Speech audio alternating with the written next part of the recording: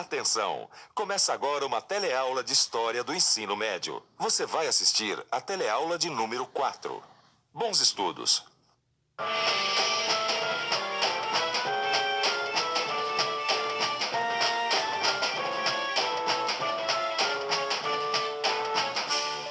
Este aqui é o Museu de Arqueologia e Etnologia da Universidade de São Paulo. Aqui existem vários documentos que falam da história de civilizações antigas, inclusive do Egito. Você conhece alguma coisa sobre o Antigo Egito?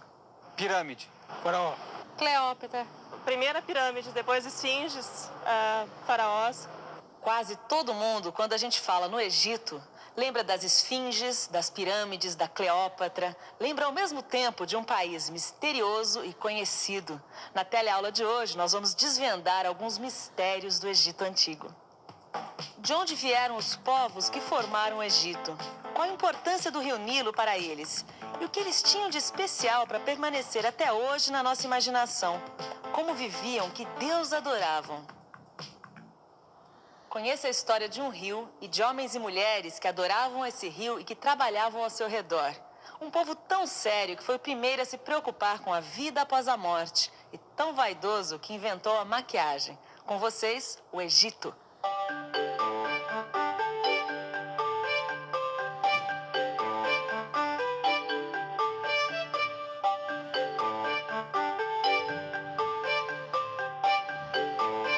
O Egito é um imenso oásis que fica no nordeste do continente africano.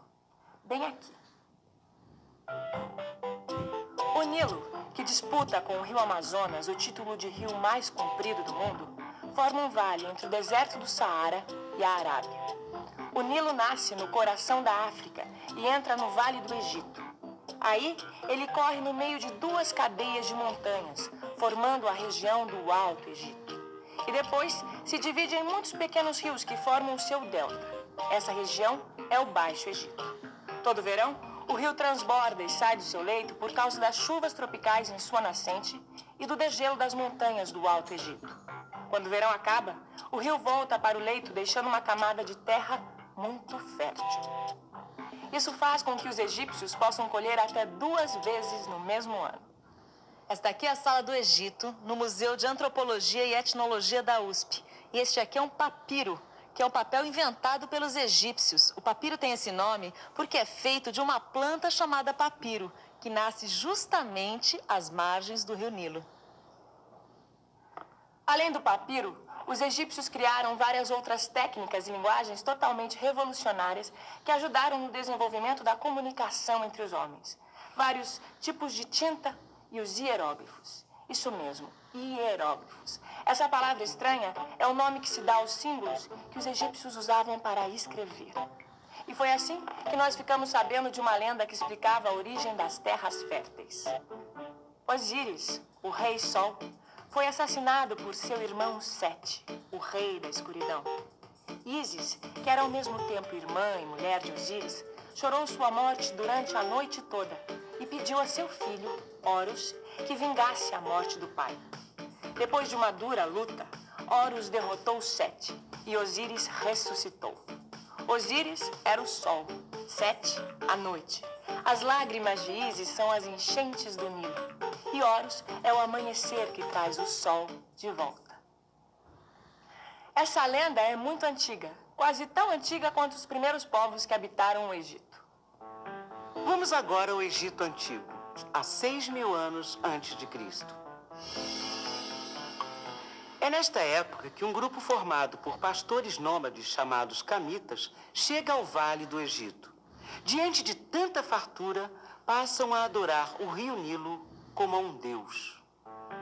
Os camitas deixam a vida nômade de deslocamentos constantes para aproveitar as boas colheitas.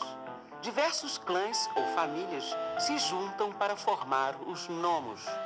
Os nomos se tornam principados, onde o príncipe é o nomarca. Ô Gil, nomarca, mas nome de reino é monarca. Mas esses daí governavam os nomos. Ah, tá certo, nomos, nomarca, faz sentido. Agora, por que eles se juntaram nesses nomos? Porque nessa época tinha terra para todo mundo, não tinha? É verdade. Vamos pensar um pouco? Vamos pensar um pouco. Para quem é nômade, é mais fácil viajar em grupos pequenos. Mas quando o grupo chegou às margens do Nilo, se fixou. Para aproveitar melhor a época das enchentes, era preciso construir barragens, represas, canais. E isso é tarefa para muita gente. Um grupo pequeno jamais daria conta. Daí a origem dos nomos. À medida que as colheitas foram aumentando, os nomos se organizaram em dois reinos. O reino do Alto Egito, representado pela coroa vermelha, e o reino do Baixo Egito, representado pela coroa branca. Finalmente, os dois reinos se juntaram e formaram o Antigo Reino. Este é o ano 3500 a.C. Menes, um chefe militar, unifica os dois reinos do Egito. Temos o nosso primeiro faraó. 3000 a.C. O faraó Zézer instala a capital do império em Mênfis. O império se expande. Zézer inicia a construção das pirâmides. Querida filha, genro e netos. Chegamos ao Egito e já fomos ver as pirâmides. E dentro das pirâmides, conhecemos vários túmulos dos faraós. Esses egípcios entendiam de geometria. E isso há quase 5.000 anos atrás. Daqui a gente vê que o Brasil, com seus 500 anos, ainda é um garoto. E a sua mãe e eu estamos nos sentindo dois brotinhos. É muita história mesmo. Até agora você só viu o período do Antigo Reino, que só terminou com a invasão dos líbios e com as lutas dos militares entre si. Um reino que só voltou a se unificar muitos anos depois. Quantos? Acompanhe na nossa linha do tempo o período do Médio Reino. 2100 a.C. Os faraós fixam a capital na cidade de Tebas. 2040 a.C., os príncipes de Tebas conseguem unificar o reino novamente. Fica restabelecido o poder central do faraó. 1780 a.C., o Egito é invadido pelos Hicsos. Eles vêm da Arábia e não há como resistir aos seus cavalos e armas de ferro. Aqui termina o Médio Reino. Foi só por volta de 1500 a.C. que os egípcios conseguiram expulsar os Hicsos. Nesse momento começou o Império. Durante 4 séculos, eles viveram em paz. Ricos e poderosos expandiram suas fronteiras. Veja só. Primeiro foram até a Síria, depois até o rio Eufrates, onde hoje fica o Iraque. O Egito submeteu ou transformou em aliados do Império todos os povos do Oriente Médio até o leste da África. Aí começou a decadência, o Baixo Império. O Império foi invadido várias vezes, até que... 525 a.C., o Egito é conquistado pelos persas e perde a independência. A partir daí, o Egito é atacado por todos os lados. Logo depois da conquista pelos persas, que vieram daqui, onde hoje fica o Irã, o Egito foi conquistado por Alexandre Magno. Alexandre veio da Macedônia, que ficava nos Balcãs. E em seguida caiu sob o poder dos romanos, que vieram da atual Itália. Você já viu que o Egito era uma monarquia e que o poder do faraó era absoluto. Os egípcios adoravam o sol, o rio Nilo e o faraó, como se ele fosse o sol fantasiado de gente. Para governar, o faraó contava com os sacerdotes, os funcionários do governo e os escribas. Os escribas eram muito importantes porque controlavam as obras e a produção agrícola. E ainda mais importante, calculavam os impostos. A sociedade egípcia era como uma pirâmide dividida em camadas.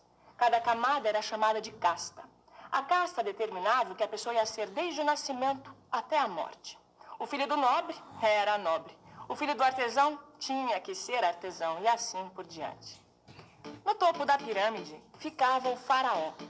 Em seguida, os escribas, os nobres e os altos sacerdotes. Abaixo, os sacerdotes menores, oficiais e comandantes do exército. No quarto patamar, artesãos qualificados. Na base, trabalhadores braçais não qualificados e camponeses. A maioria da população estava aqui, na base da pirâmide. Sustentavam as outras castas com impostos. Mas os egípcios não usavam dinheiro. Os pagamentos eram feitos em espécie, ou seja, cereais, frutos ou outras coisas que produzissem.